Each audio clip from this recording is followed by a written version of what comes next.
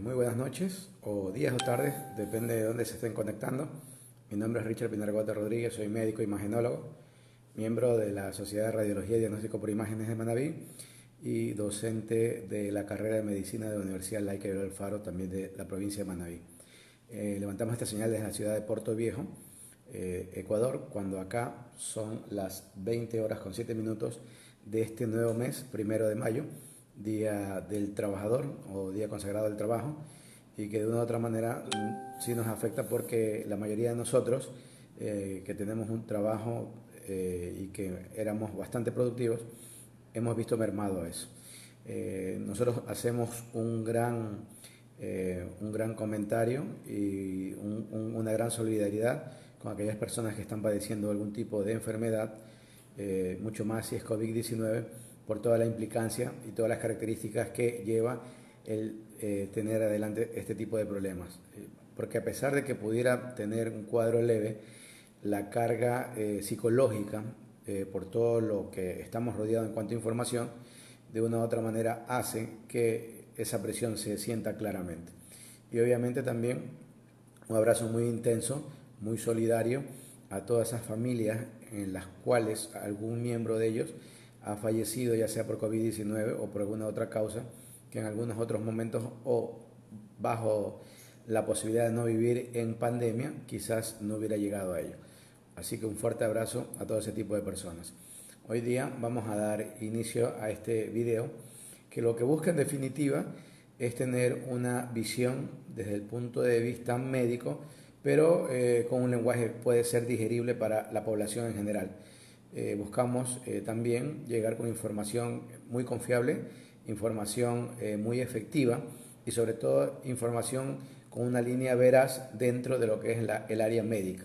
Creemos que es muy importante aquello, sobre todo por la cantidad de elementos que se distribuyen en lo que tiene que ver con bulos, con noticias que tienen un porcentaje de verdad, pero un porcentaje importante de mentira y obviamente fake news. Así que también buscamos ir destruyendo ese tipo de comentarios de bulos, porque de una u otra manera eso sí puede hacer que nuestra estancia sea mucho más calamitosa en estas circunstancias.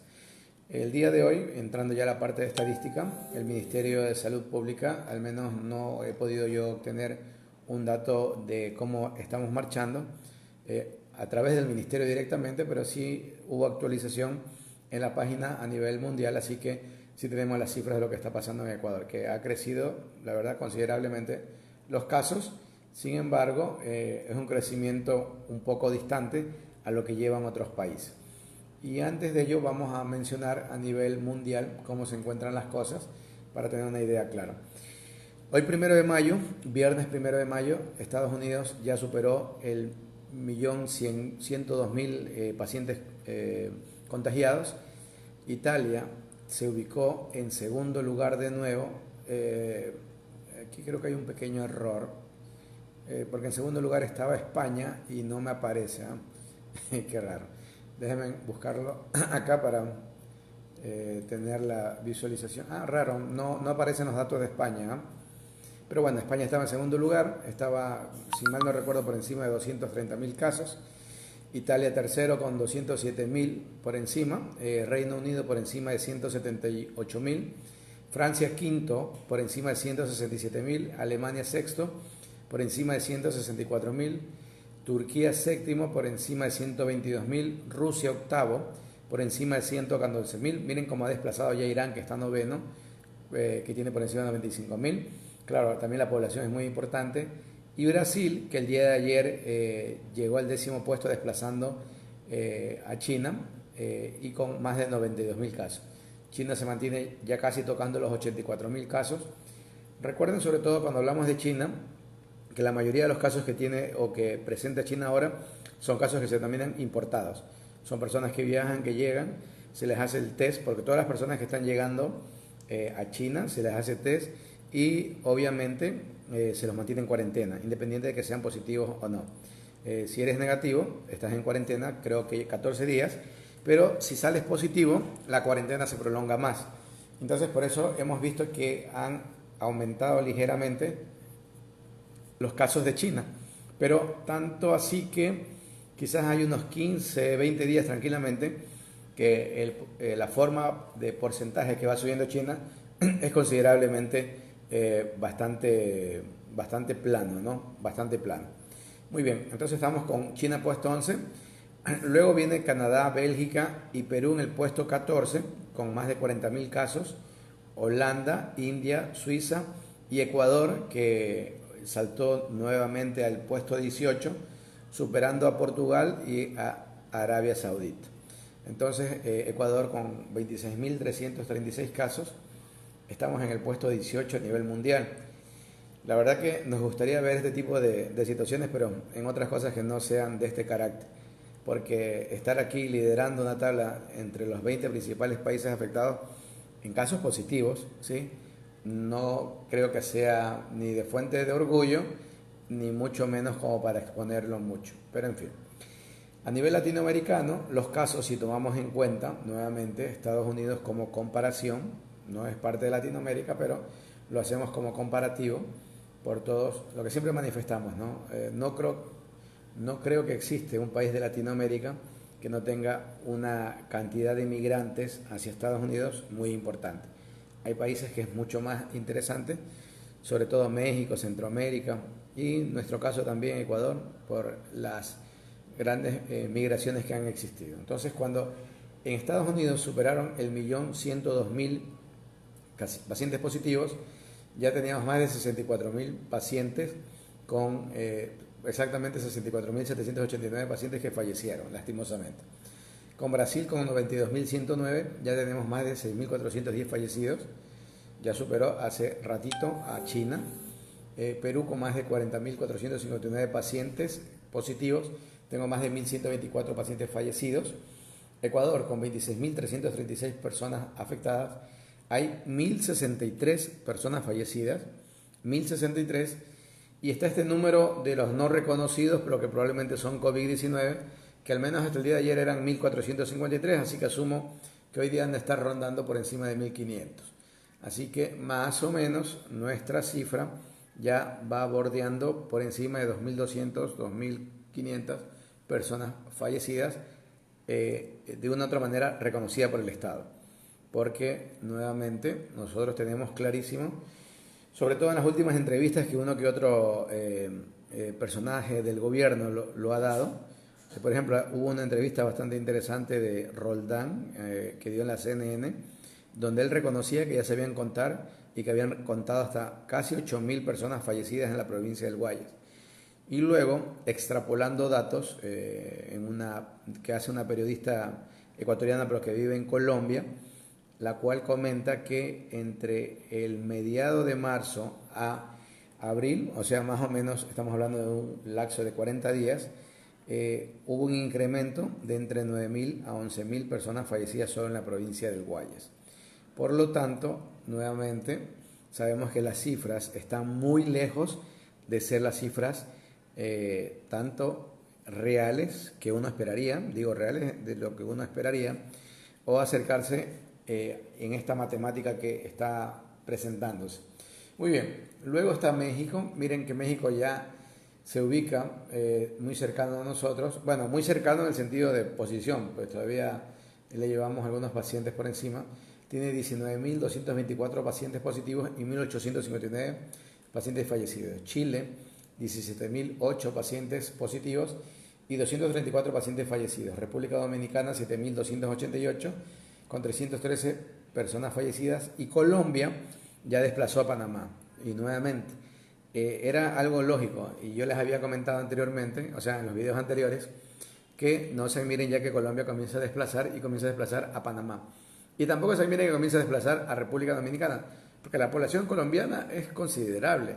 Y además que yo les había anticipado que hay algunos municipios que están llevando muy seriamente la cosa, pero hay otros municipios que están siendo muy permeables, muy laxos, y nosotros ya por experiencia propia sabemos qué es lo que ocurre en ese tipo de sitios cuando las cosas no se toman bien por parte de la ciudadanía, por parte de los gobiernos locales y peor aún por parte de los gobiernos nacionales.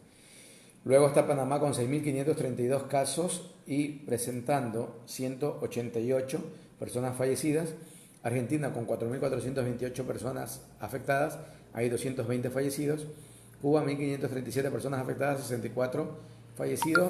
Bolivia 1.167 personas afectadas, 62 fallecidos. Y Venezuela 335 personas afectadas, 10 fallecidos. Entonces, interesante el repunte que ha tenido Colombia. O sea, interesante no significa que sea agradable ni nada por el estilo. Interesante significa que llama mucho la atención lo que está pasando con Colombia, lo que está pasando con Brasil, con Perú.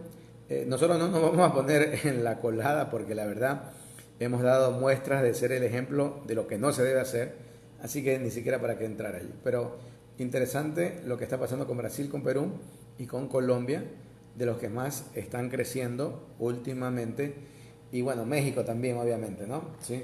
De los que más están creciendo. Así que mucha atención allá si alguien están viendo este programa de Brasil, Perú, México y Colombia.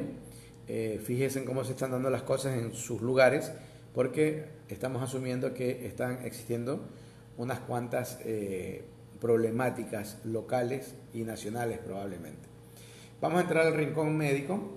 Hoy día vamos a procurar no dilatarnos tanto. La verdad, en homenaje al Día del Trabajador, hoy día vamos a trabajar menos todavía. Así que vamos a hablar de esto. Voy a mencionar sobre algo que salió publicado, y por el hecho de salir publicado en un portal digital que se llama Milenio Digital de México, es interesante entenderlo porque de pronto uno escucha o lee el titular y automáticamente ya comienza a entrar no sé, en una especie de angustia, ¿no? El titular se llama "Aire acondicionado puede propagar el coronavirus, revelan científicos". Pero en el desarrollo de esto vamos entendiendo algunas situaciones. La información respecto que el coronavirus llamado SARS-CoV-2, que causa la enfermedad del COVID-19, recuerden eso, el virus es uno que causa un problema que es otra cosa. Si SARS-CoV-2 produce el COVID-19. Dice, crece constantemente, pues al ser un padecimiento nuevo, todavía mantiene muchos aspectos desconocidos. Eso es la realidad. Tanto es así que nosotros todos los días tenemos algo que reconocer nuevo, algo que modificar o algo que hacerlo pasar como un bulo por todas las situaciones que hay en lo que tiene que ver justamente con esto, ¿no? Con lo que es aspectos desconocidos que van variando constantemente. Por eso constantemente hay investigaciones científicas que revelan otras facetas del virus, como el descubrimiento de científicos del Reino Unido sobre un extraño padecimiento que provoca a los niños. No, esta noticia no es. Sí es. En estos aportes se suma también la investigación de la propagación a través del aire acondicionado. Entonces, un grupo de médicos que pertenecen al Centro para el Control y la Prevención de Enfermedades de China, ¿sí?, detectó en un restaurante en la ciudad de Guangzhou que fungió como foco de contagio para varias familias debido a su aire acondicionado.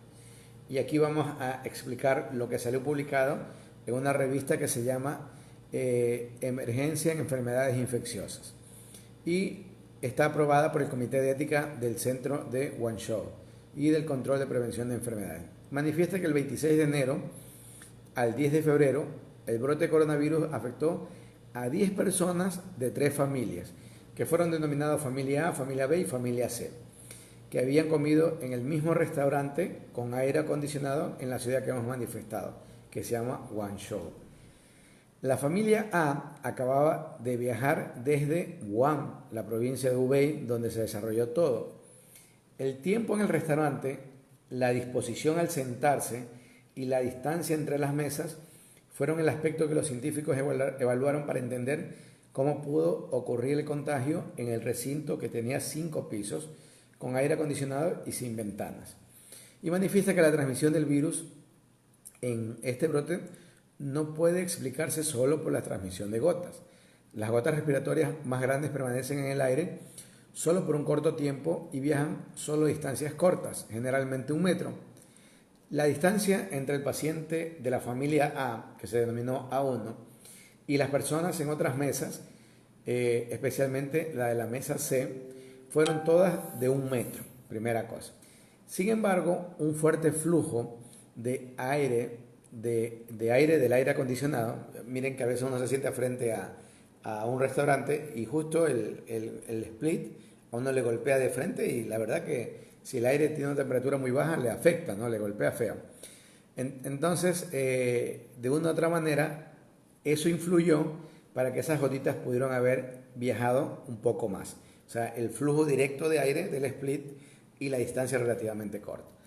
En definitiva, se concluye que la transmisión de gotitas fue provocada por la ventilación del aire acondicionado.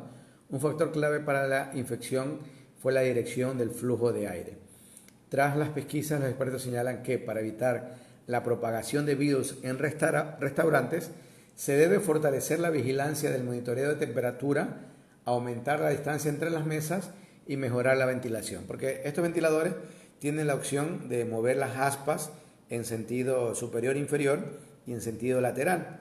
Entonces la sugerencia es que se activan aquellas posibilidades. Entonces tampoco entrar en pánico de que voy a entrar a un lugar que haya aire acondicionado y si alguien contagiado estuvo ahí, automáticamente ya me contagio. Porque recuerden que las mascarillas nos garantizan tener una suficiente protección, sobre todo de mí hacia el resto de personas. Muy bien. Voy a repetir algo rápido que lo habíamos hablado hace unos 3 días, que tenía que ver con los cambios que se habían presentado a nivel de pediatría. Y yo les había traído la consideración de alguna colega pediatra con respecto a eso. Entonces, dentro de ello, comienzan a hablar del aparecimiento de síndrome de Kawasaki que se asocia a niños o con COVID-19. Ahora, el síndrome de Kawasaki es una vasculitis, es una enfermedad sistémica vascular que afecta a vasos de pequeño y de mediano tamaño. Este es un proceso inflamatorio autolimitado agudo, ¿sí? Un proceso que a veces puede tener un desencadenante de tipo farmacológico, ¿sí? Puede desencadenarse con eso. Es potencialmente grave por las complicaciones cardíacas que se pueden producir. Entonces, están manifestando que la Asociación Española de Pediatría que hay síntomas asociados de COVID-19 que podrían llevar al shock y que podrían eventualmente, a más del dolor abdominal, la diarrea y el vómito, también presentar una relación con la enfermedad de Kawasaki. Entonces, esa es la advertencia que se realiza. Ojo que el número de chicos que aparecen afectados de una u otra manera no es tan considerable. Además, su etiología es aún desconocida, o sea, por qué se origina, pero la mayoría de datos epidemiológicos y clínicos sugieren un origen infeccioso.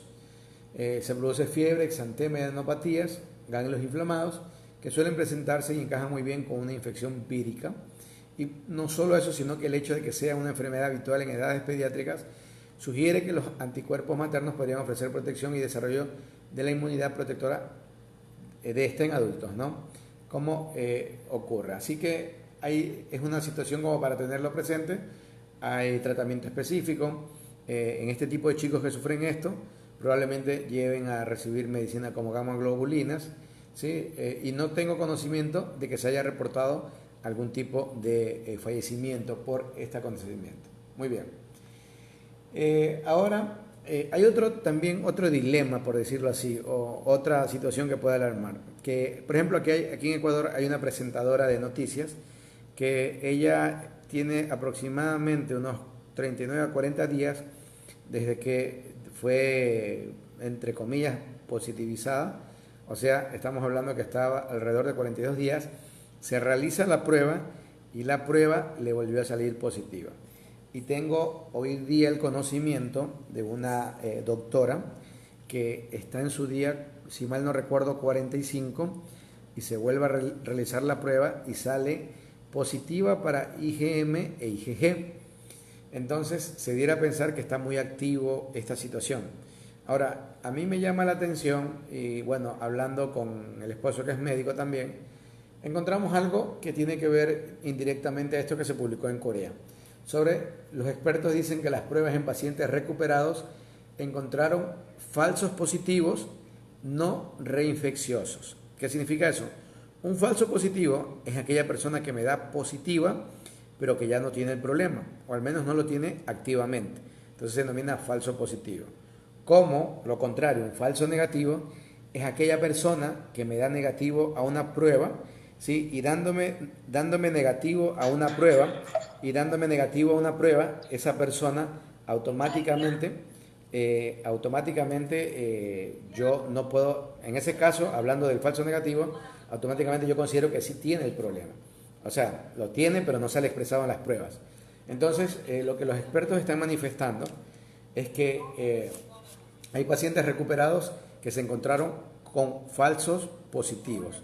Eso es lo que hay que tener presente. Entonces, eso es lo que puede estar ocurriendo. Ahora, lo que yo sí he notado, que la mayoría de casos que se da, los casos tienen que ver con mujeres, ¿sí? Y con mujeres que no expresaron tan fuertemente el problema. Entonces, esas características. Y ellas están dando el falso positivo. Pero bueno, era importante manifestar aquello para que lo tengan presente, porque nuevamente cuando uno no lo lee bien puede sentir una sensación de alerta, de alarma, y que de una u otra manera puede condicionar a que pueda existir algo de intranquilidad, ¿no? Algo más les tenía presente yo el día de hoy. Y bueno, la parte que tiene que ver con imágenes, ya esto un poquito más para lo que son la parte médica. Hoy por hoy es bastante interesante entender que desde el punto de vista médico, desde el punto de vista sobre todo imagenológico, yo ya puedo presentar una especie de clasificación, una clasificación bastante interesante que se denomina la clasificación del CORADS, C-O-R-A-D-S, CORADS. Y el CORADS en la clasificación, sobre todo para las imágenes de tomografía de tórax, tienen que ver con una clasificación de 6 grados, del CORAX 1 al 6, en la cual el CORAX 1 es que es altamente improbable. O sea, lo que yo veo en la tomografía de tórax no tiene nada que ver con COVID-19 porque puede ser hasta una placa normal. El CORAX 2 es que es improbable. O sea, tiene anormalidades, pero anormalidades que son muy diferentes a una infección por COVID-19. Luego tengo un CORAX 3 que se denomina que es impreciso. O sea, los hallazgos que yo estoy observando en la tomografía de tórax no me llegan a concluir, no me llegan a ser concluyentes. Luego tengo el CORAX 4 que se denomina probable, aquella que ya veo anormalidades sospechosas muy comunes vistas en pacientes con COVID-19.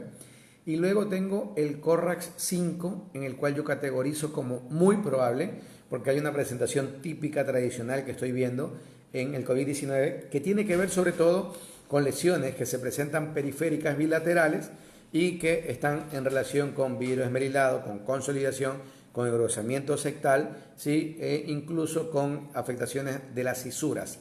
Las cisuras son las divisiones que hay en los lóbulos pulmonares y evidentemente eso puede ser apreciado. Y finalmente el CORAX 6 es aquella que se denomina que es comprobado porque el paciente se ha realizado una reacción de la cadena de la polimerasa, o sea, un hisopado con PCR, y por ende automáticamente yo doy por probado que existe el problema, ¿no? Entonces ese sería un CORAX 6. Es interesante esto porque de pronto, sobre todo los médicos que se unen acá, les pueden ya llegar informes de tomografía y les van a comenzar a hablar del CORAX y ya pueden tener la idea de a qué nos estamos refiriendo. Y también es interesante también entender por qué en la radiografía de tórax, que también la hemos mencionado algunas veces, ¿sí? Pueden ya existir algún tipo de hallazgos, ¿sí? Dentro de las posibilidades que uno puede apreciar cuando la radiografía llega a ser evidente. Ahora, recuerden que quizás hasta un 50% de las placas radiográficas pueden pasar desapercibidas con cambios en un paciente aún teniendo COVID-19 activo, ¿sí? Porque los cambios son muy sutiles y será un problema. Peor ahora que intentamos practicar telemedicina o teleradiología sería esto, y yo les digo a manera de consejo, para mí es muy complicado ver una imagen de fotografía de una rayos X. Primero porque cuando yo tengo una radiografía, no tengo algo para hacer un símil, voy a agarrar esta hojita. Cuando yo tengo una radiografía, vamos a suponer que esta es mi radiografía, yo tengo que ponerla contra, si se han dado cuenta, esa estructura que tiene esa estructura que se coloca en las paredes, que tengo una retroiluminación y donde yo pongo las placas se denomina negatoscopio. Entonces en el negatoscopio yo puedo colocar la placa y puedo interpretarla de acuerdo a lo que estoy observando. Entonces cuando me mandan una fotografía de una radiografía que de por sí no es una buena calidad, porque incluso yo para ver imagen médica yo necesito verla en cierto formato, en un formato que se llama DICOM, un formato que es .dsm, ¿sí? Como todas las imágenes digitales, si se fijan tienen la forma de guardarla muy específica, .jpg, .bin, .gif, lo que sea. Entonces la imagen médica es formato .dsm, formato DICOM. Entonces cuando alguien me manda una fotografía de una placa, encima de que no pueda tener la precaución de poner la contraluz para que la placa se ilumine de mejor forma, quitar el brillo y abrir el obturador del celular, al menos para intentar mejorar la ganancia, la verdad es que es nulo lo que uno puede aportar en una radiografía que uno le envía por celular, ¿sí? No es el mejor método.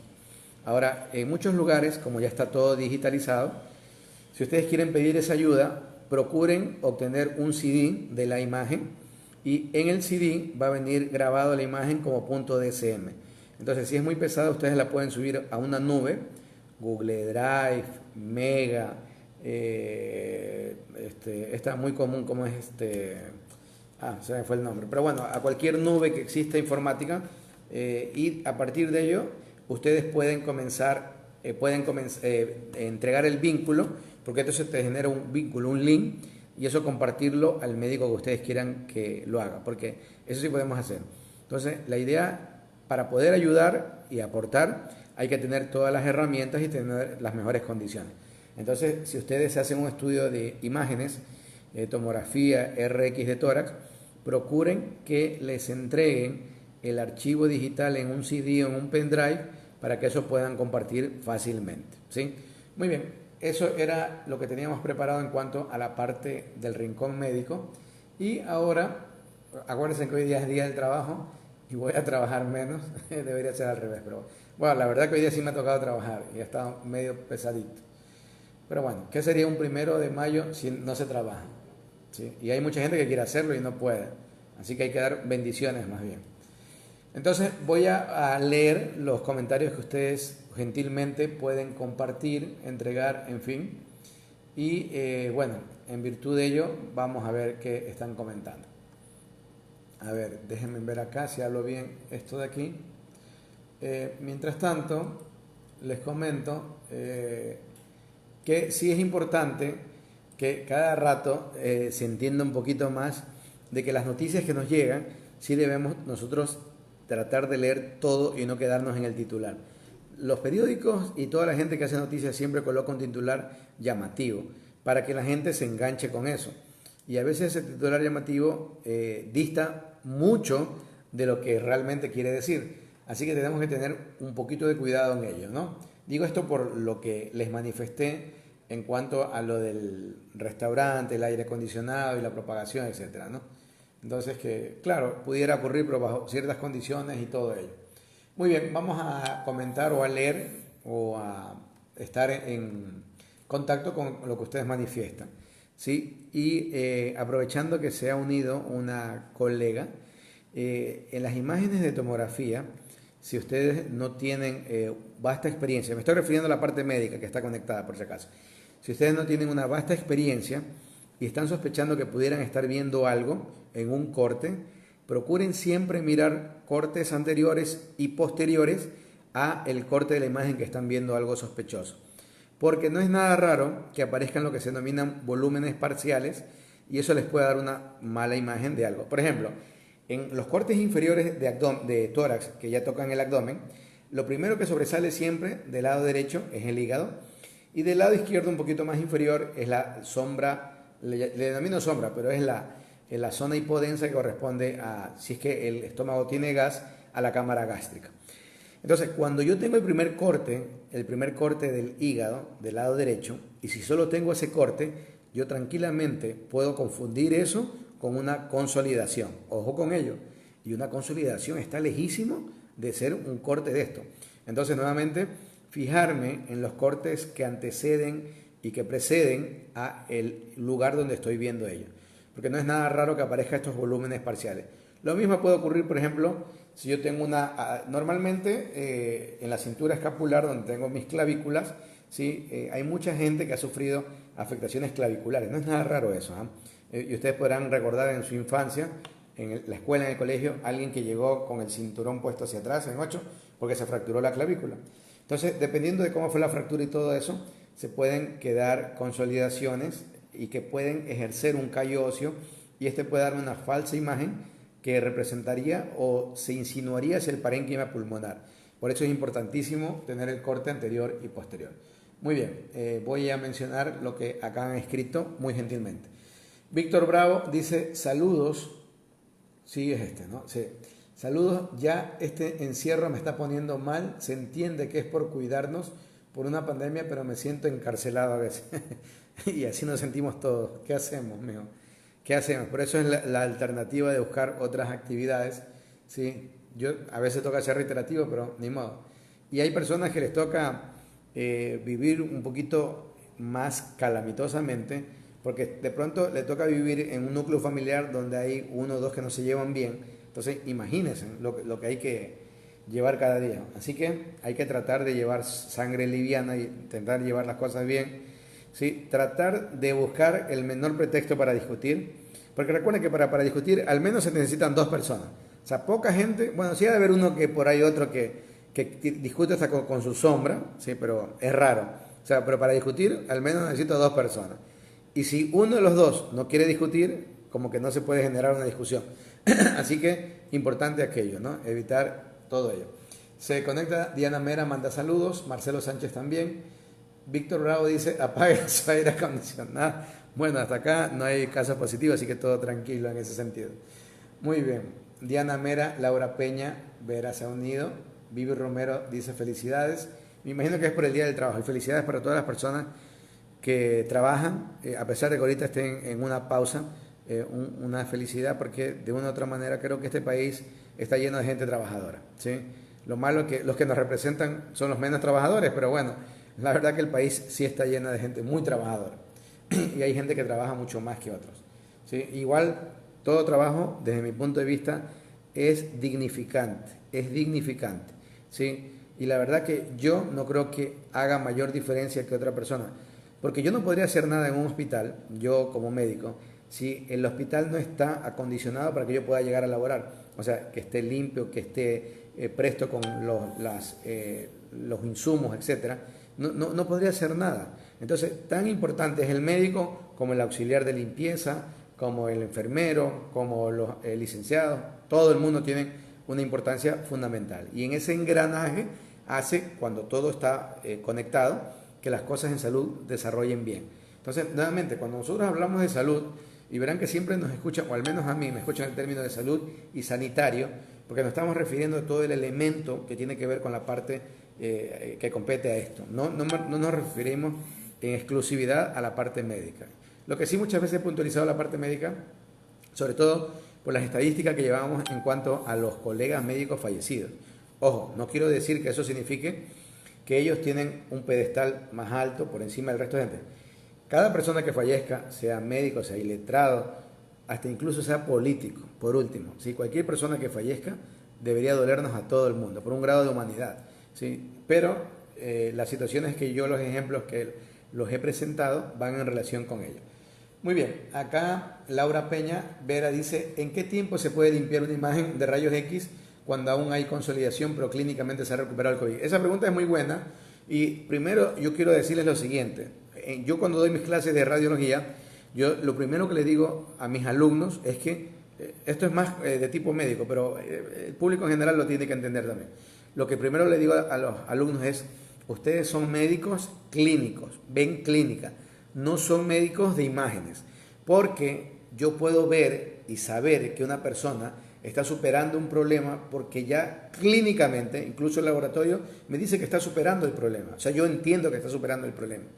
Y la imagen puede demorar incluso mucho más en desaparecer. Incluso puede que no desaparezca, ojo, porque como se están presentando las consolidaciones en algunas personas, hay también presencia de patrón que se denomina patrón en mosaico, ¿sí? Y se dan afectaciones grandes de tipo vidrio esmerilado, no es nada raro que muchos pacientes hagan atelectasias y eso en el futuro queda como zonas fibróticas. Y esas zonas fibróticas ya van a quedar como un efecto secuelar, o sea, ya va a quedar de ahí en adelante. Y puede ser que quede algún pequeño tipo de afectación en el futuro. Todo es probable. Por ende, la parte imagenológica demora mucho más en limpiarse, ¿sí?, que la parte clínica. Obviamente que depende del área que está comprometida. Porque también dentro de la clasificación que yo tengo, en cuanto a las imágenes, yo puedo tener una caracterización en proporción a el porcentaje de afectación del parénquima pulmonar, si es menos del 25%, si es del 25 al 75% o mayor al 75% del compromiso del parénquima pulmonar. Y en virtud de ello, yo puedo saber si hay una posibilidad de que la lesión vaya por mal camino. O sea, yo viendo la imagen digo, uy, esta imagen va a proyectar lastimosamente a que el paciente pueda que no desarrolle bien y pueda que el desenlace no sea el que nosotros esperamos, que sea el benigno, el agradable, el darle de alta, ¿no? Entonces, todo influye en el momento de que yo ya puedo o deseo, bueno, más que puedo o deseo, en el momento en que el cuerpo pueda limpiar las imágenes los cambios desde imágenes. Así que los rayos X, yo puedo creer que después de que superaste la clínica, al menos si no tuviste una cantidad interesante, unos 14 días para ya notar que esos cambios hayan ido desapareciendo. Nuevamente, depende de la extensión, el porcentaje de compromiso en el parénquima pulmonar, otras afectaciones, porque hay, ojo que no es común el derrame pleural, pero puede acompañarse, y si hay derrame pleural, incluso pueden quedarse pleuritis, engrosamientos pleurales, y luego van a quedar estas imágenes focales pleurales y esto ya queda a perpetuidad. O sea, todo hay que entenderlo en magnitud de cómo ha afectado al paciente. Pero lo real es que el paciente, cuando ya está superando el problema, clínicamente ya él hasta prácticamente se le da de alta y aún las imágenes todavía se mantienen ciertos cambios. En relación a la pregunta de Laura Peñavera, la doctora.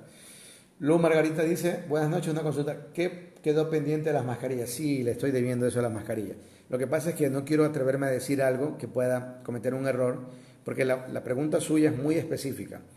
Utilizo una mascarilla N95, sobre esta utilizo una quirúrgica, ¿cuánto tiempo puedo tenerla? Y no. Miren, hay unas N95 de mascarillas que pueden servirme hasta, una vez abierto el empaque, por 7 días, y siempre y cuando no la haya utilizado muchas horas al día durante esos días.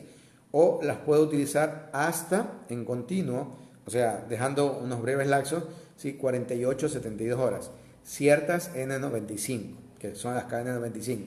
Entonces, eso es variable. Ahora, en el momento que yo tengo una mascarilla externa, igual la parte interna, porque yo estoy respirando y transpirando, lo voy a afectar. Entonces, desde mi punto de vista, no va a ampliar mayormente la posibilidad de que la mascarilla se deteriore en el tiempo que yo digo. Pero obviamente que si tengo otra mascarilla externa, al menos puedo librarme yo de contagiar. Entonces, pero como no lo tengo claro al 100% y como estoy pidiendo asesoría de gente que conoce un poco más, por eso todavía no lo manifiesto como algo, pero al menos le doy estas puntualizaciones que le he comentado. María Zuluaga dice, felicidades por su gran labor, muchas gracias, ella nos escribe desde Colombia. Me llama la atención, como lo había manifestado, lo que está pasando en Colombia, porque están creciendo los casos. Cuando comienzan a crecer así, la verdad que al menos son 7 días que crecen desesperadamente. Y si crecen los casos, la posibilidad de que la mortalidad crezca también es importante. Entonces sí me gustaría entender lo que pasa en Colombia. O sea, yo lo he visto ya, yo lo he leído y me he dado cuenta que algunos municipios son muy flexibles con esta situación. Incluso en la misma Bogotá, y la Bogotá que tiene una alcaldesa que ha tomado las cosas muy bien, he visto que hay, si estoy equivocado escriban con toda confianza, pero en Bogotá hay la forma de desplazarse urbanamente se llama Transmilenio, que vendría a ser como el Troll en Quito o la Metrovía en Guayaquil. En Bogotá se llama el Transmilenio, si es que no estoy equivocado. Y he visto unos videos de hace pocos días como en el Transmilenio iba mucha gente. Entonces, nuevamente, si eso está ocurriendo allí, no es nada raro que esté pasando lo que está pasando en Colombia, porque en Colombia incluso de las ciudades que más casos tienen, si mal no recuerdo, es Bogotá justamente, ¿no? Muy bien. A propósito de esto iba porque se conectó una amiga de Colombia y todo ello. Eva Lorena Toledo González manda saludos, saludos. Se conecta Marlon Vera, Dayana Castro, Osvaldo Quiroz, Juanita Rivero. María Alexandra dice, leí en las noticias que hay la probabilidad de una segunda ola de contagios en Ecuador. ¿Qué sabe al respecto? Sí, siempre existen probabilidades de segundo contagio cuando las cosas no se hacen bien. Y eso implica de que pudiera aparecer incluso más contagiados que en la primera ola. Entonces, si la cuarentena se hubiera levantado el lunes 4 como quería o pretendía el gobierno, yo estoy seguro que sí hubiéramos tenido una segunda ola de contagio. Evidente, efectiva. Pero se ha asumido por parte de las municipalidades de que al menos hasta el 17 de mayo vamos a estar confinados. Lizardo Cornejo Bravo se une, Alexandra Acuña también, José Párraga, me imagino que debe ser el Junior, ¿sí? Dice, es irónico que como antes el alcohol la gente lo tenía guardado en su botiquín y ahora prácticamente hasta se lo rocían casi por todo el cuerpo. Los que utilizan de manera errónea provocando efectos alérgicos en algunos, lo mismo con el exceso de vaporizaciones con eucaliptos, muchos los están haciendo hasta sin presentar síntomas y por mucho tiempo, cosa que más bien provoca alguna sintomatología. Lo que dice José es extremadamente interesante. Ojo, miren, yo que utilizo en algunos momentos alcohol para desinfectarme las manos, he notado que estoy teniendo unas agresiones en la piel y la piel se me reseca mucho. Entonces he optado por tener alcohol y tener crema humectante. Porque nuevamente, recuerden que ahora es el peor momento para enfermarse. Y todo lo que hagamos para no enfermarnos va a ser positivo. Entonces, por ejemplo, si yo estoy acá y en Manabí pasó, y ustedes pudieron haberlo visto en las noticias, que hubo gente que se inyectó sales marinas para el COVID-19. O sea, qué locura. O sea, las locuras. Entonces, si yo quiero, o sea, digo, ya estoy sufriendo porque estoy en cuarentena, no estoy trabajando, no estoy produciendo, los alimentos son escasos, todo eso. Al menos tengo que buscar la posibilidad de no enfermarme por mis propios medios. Y todo lo que conlleva a no enfermarme por mis propios medios es lo ideal. Entonces, si yo quiero hacer algo agradable que no afecte tanto, lo ideal siempre es el lavado de manos con agua y jabón. Porque el lavado con agua y jabón aún así pudiera resecar ligeramente la piel, pero no es lo mismo cuando me rocío alcohol, que el alcohol me deshidrata la piel. Y la deshidratación de la piel, bueno, yo la verdad no me preocupo tanto por la piel como quizás más el sexo femenino, probablemente. Uno es un poco más de cuidado en eso, pero sí me doy cuenta que se me reseca mucho y yo quiero evitar más bien, porque una pequeña laceración en la piel reseca se hace una herida. Entonces yo quiero evitar es tener heridas, porque ahorita no puedo enfermarme, es lo que menos deseo. Y quiero hacerlo corto y ya son las 8:49.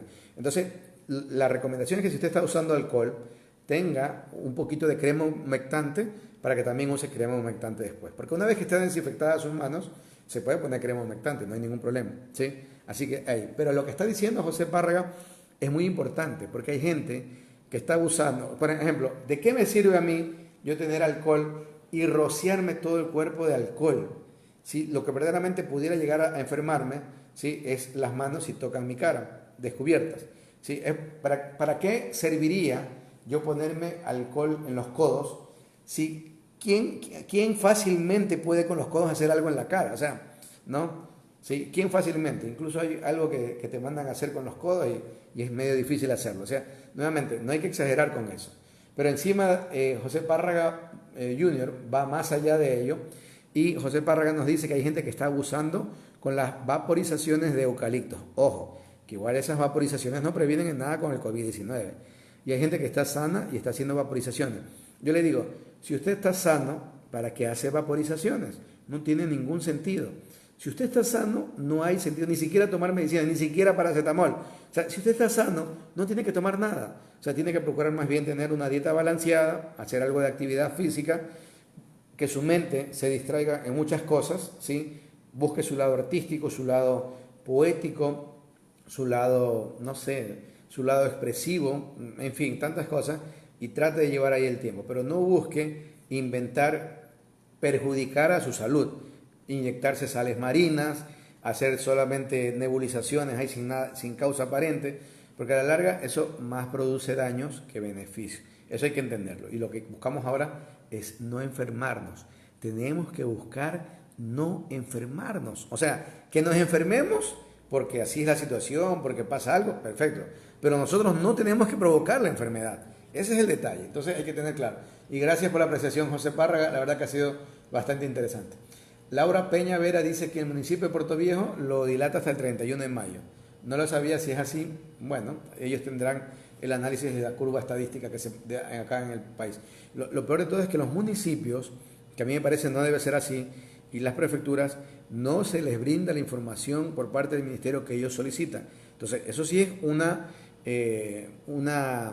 yo le puedo decir como una especie a ver, te doy las facilidades para que tú decidas, pero no te doy la información que tú requieres. Entonces, si ya le das responsabilidades, tienes que darle también toda la cantidad de información que pueda tener cada municipio y cada prefectura para que tome las mejores decisiones.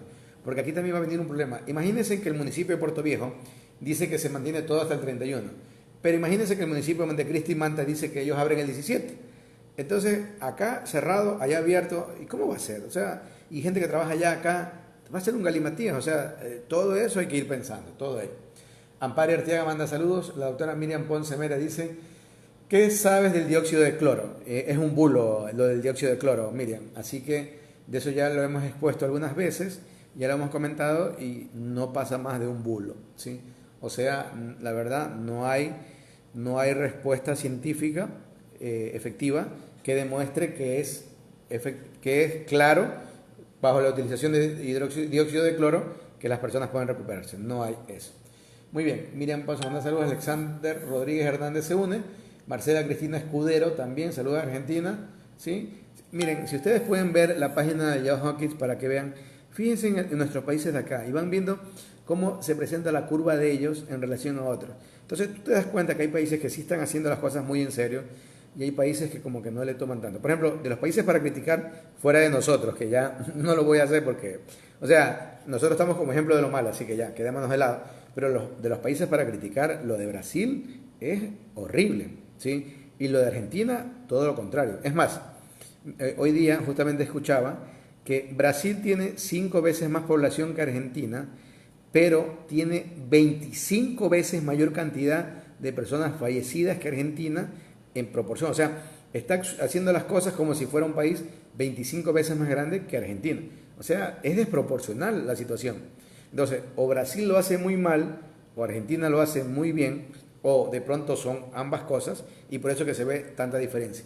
Entonces, es increíble eso. En Brasil también existe un problema. En Brasil creo que constitucionalmente no se puede impedir el libre tránsito a nadie. Tengo entendido eso. Pero han optado ya algunos municipios, como por ejemplo en Río de Janeiro, de comenzar a interrumpir, poner barricadas en las grandes avenidas para de una u otra forma impedir el tránsito fluido. Porque constitucionalmente creo que no se puede impedir eso. Entonces sería un gran problema, porque creo que una pandemia debería ajustarse las situaciones de acuerdo a lo que ocurre.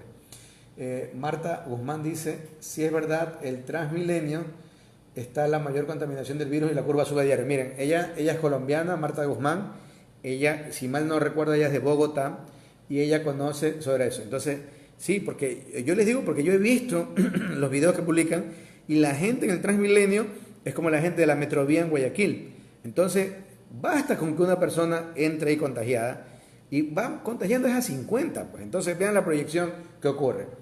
Marcela Cristina Escudero dice saludos desde Argentina, saludos por allá.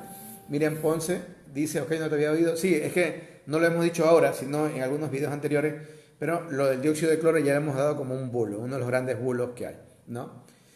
También junto a porque acá también lo mencionamos, lo de el comprar el agua de mar para tragar agua de mar, prevención para el COVID, Dios mío. Ay, no hagamos eso, la verdad. Sí, hay muchos teléfonos de contactos de médicos y yo creo que tranquilamente este tipo de indicaciones sí les pueden dar sin problema. Muy bien. Narcisa Lino Segovia dice, es hasta el 31 de mayo, ya lo publicaron en Twitter. Perfecto, entonces acá en Puerto Viejo nos vamos hasta el 31 de mayo. Ahora sí me preocupa porque quién nos ayudará a pagar las cuentas, pero bueno, los bancos ojalá que entiendan que nos llevaron hasta mayo Ojalá que nos den un mes más de gracia, que en otras circunstancias creo que nadie lo pediría. Muy bien, déjenme ver si no se me queda algo por acá, porque a veces se queda algo por acá y bueno, esperamos que no ocurra aquello. Me parece que no, lo último de Miriam, no. Pero gracias al aporte de Marta Guzmán sobre el Transmilenio, ¿sí? Ella lleva seguro muy bien, muy seriamente la cuarentena en casa, hace teletrabajo y entender que lo que está ocurriendo por otras personas desaprensivas o que, bueno, hay gente que incluso se infectó y ni supo que estaba infectada, pero contagia. Entonces el grado de responsabilidad en ellos mínimo hace que todos salgan perjudicados. Listo, es lo que teníamos preparado para hoy día. No pensábamos dilatarnos tanto, pero lo hicimos. Mil disculpas por ello, en honor al Día del Trabajo. Y bueno, agradezco como siempre la presencia de ustedes por acá. Es grato tener la compañía de ustedes. 30 personas conectadas ahora, muchas personas que se conectan después y de una u otra manera es un estímulo. Ojalá que no se desesperen como nuestro amigo, déjame ver el nombre de quien que estaba bastante desesperado, Víctor Bravo, a tratar de no desesperarse porque el equilibrio de la mente también favorece para el equilibrio de nuestro cuerpo. Si nuestra mente comienza a angustiarse, estresarse, deprimirse, sin lugar a dudas nuestro cuerpo también va a poder entrar en ello. Entonces, dentro de lo posible, hasta incluso evitemos la posibilidad de confrontación si es que nuestra familia es numerosa y existe ello. Y a veces la confrontación es por algo mínimo. ¿Quién colocó esas cosas en la mesa? ¿Quién no puso esto? ¿Quién dejó abierto eso? Etcétera. O sea, es mínimo. Habiendo tantas cosas ahora en el mundo para esto y lo otro. En fin. Dice, en Ambato un doctor daba, Marcelo Sánchez, tratamiento con un jarabe COVID-20. ¿Sabe usted algo? No, pero de estas otras medicinas que han vendido no hay evidencia científica. Entonces yo le sugiero, frente a la imposibilidad de tener evidencia científica, que ese dinero lo invierta para otras cosas, ¿sí? Porque no hay evidencia científica. Entonces yo tengo que basarme en evidencia científica, ¿sí? Por muy positivamente empírico algo esté funcionando, no lo podría recomendar por nada del mundo. Dicho esto, agradezco la presencia de ustedes, que tengan un buen resto de la noche. Hoy es viernes, espero que el cuerpo de ustedes sí lo sepa y puedan descansar bien. Un abrazo gigante, buenas vibras con todos y si Dios lo permite, tal vez el día de mañana estemos por acá. Chao.